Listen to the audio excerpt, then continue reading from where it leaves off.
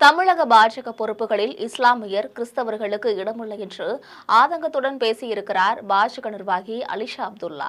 இதுகுறித்து தன்னுடைய ஆதங்கத்தை வெளிப்படுத்தியிருக்கக்கூடிய பாஜக நிர்வாகி அலிஷா அப்துல்லா,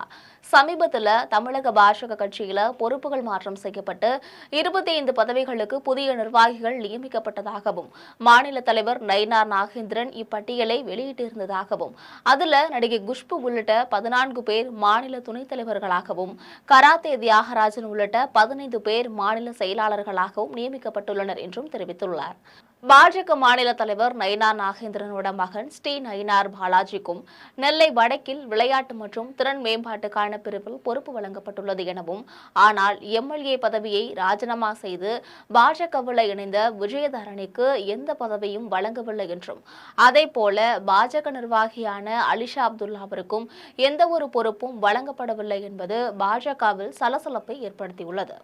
இதுகுறித்து தன்னுடைய வருத்தத்தை தெரிவிச்சிருக்கக்கூடிய பாஜக நிர்வாகி அலிஷா அப்துல்லா, சாதி மத வேறுபாடு கூடாது என்று இந்திய பிரதமர் நரேந்திர மோடி மற்றும் அண்ணாமலையின் நோக்கத்துக்காகவே நான் பாஜகவில் இணைந்தேன் என்றும், ஆனால் இப்போது அது அப்படி இல்லை என்றும், ஒரு இந்திய வீராங்கனையான எனக்கு தற்போது வெளியான அறிவிப்புகள் அதிர்ச்சியளிப்பதாக அலிஷா அப்துல்லா வேதனையுடன் தெரிவித்துள்ளார்.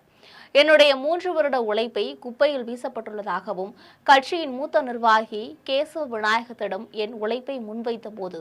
அவர் அதை உதாசீனம் செய்துவிட்டதாகவும், பாஜகவில் இஸ்லாமியர்களுக்கும் கிறிஸ்தவர்களுக்கும் இடமில்லை என்பதை அக்கட்சியினர் உறுதி செய்து விட்டதாகவும், குறிப்பாக கட்சியில் 25 அணிகளுக்கான அமைப்பாளர்களில் ஒரு கிறிஸ்தவரும் இஸ்லாமியரும் கூட இல்லை என்று தன்னுடைய ஆதங்கத்தை வெளிப்படுத்தியுள்ளார் அலிஷா அப்துல்லா.